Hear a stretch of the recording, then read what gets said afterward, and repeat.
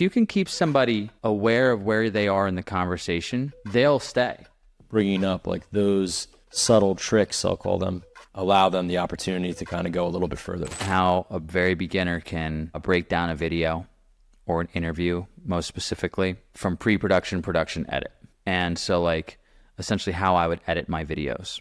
So a quick couple steps on, let's say, for instance, I'm interviewing you on your story because you've been overseas and you were, fighting in another country, and I'm interviewing you, give me your story. What I'm essentially going to want to do is pick 3 to 5 moments in there where I can put in a title plate. And I think that these title plates are huge, and I think it's honestly a mistake we don't do them in all of our videos, including our biggest channels. But that wasn't part of the workflow. But now that we have progressed into other channels, I feel like title plates are so huge. They're just so big, and I'm noticing it in our channels that now have these great edits. And so let me just explain what a title plate is, and we'll put one on the screen. But it's basically when I'm talking and then the audio goes down and on-screen text comes up and tells you what we're about to hear. The reason that's so important is because people lose focus so quickly, and it helps to bring them back in and catch them back up on the conversation. Because if you can keep somebody aware of where they are in the conversation, they'll stay. But as soon as they start to lose track of where they are in the conversation, they're gone. And that's 99% of people. So it's like, to help them out the most, you don't have to do these crazy animations and this and that. You just have to catch them up on a title plate. It's almost like chapters to a book.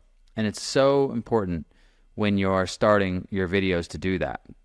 And you can get better and start adding cool effects to yours, or maybe adding a sound design in that part to also like help with the setting of where they are, as stuff I like. But really, really, I would even call the chapter of this like the importance of title plates, because I think that if you're just starting, you should use them for anything you do. And I think that if you're not doing an interview, if you're doing more of a scripted channel, like a how-to, or maybe you're reviewing a book, let's say, or you're reviewing some channel or whatever it is, your reaction channel, I even think the pre-production is cool of it, because you can plan out those 5 title plates. And you can kind of have a roadmap now of where you want to take it. That way you can riff off the cuff, but you're, following these 5 title plates. And then when your editor gets it, or you're editing or whatever, they already know where the title plates go, what they're supposed to say.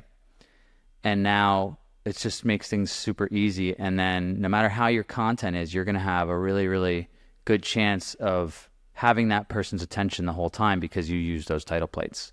That's really such a big trick, and it's so simple and so stupid sounding, but just help the viewer out with a title plate every minute and a half, 2 minutes, whenever they seem right. But if you can't figure out where to put them, just stick to that 3 to 5. I say the essay format, just like what's the main point, what are the 3 mini points, and what's the end. Use 3 to 5 title plates in that way. But I just think that it's really important that beginners use it, because it'll get you to start thinking of a video in a proper structure. It'll get the viewer to watch your whole video and give it more of a chance. And it'll make your production flow so much easier. Yeah, I think with these, what I'll call subtle nuances, right, to create more of a retention for the videos that you're creating, have huge upside for not only the viewer, but for yourself to understand your content better, right? It's like, there's a reason why TED Talks, they're only 18 minutes long, right? Like they've figured out, just based on, the data that they have, you can speak for 18 minutes. And that's the amount of attention that you can grab. And so it's the same thing with your videos, and especially if you're starting out and nobody knows who you are, so you can't lean on that. You can't lean on trust. Who the hell is this person? So you have a shorter time, and I think what you're bringing up, like those subtle tricks, I'll call them, allow them the opportunity to kind of go a little bit further. Yeah, I just think that like if you're trying to do YouTube, or you're trying to make a good product for somebody, like what is it? What is that is your product? And like part of it is, finding a compelling story. But the other part is editing it down into a digestible format for the most possible people.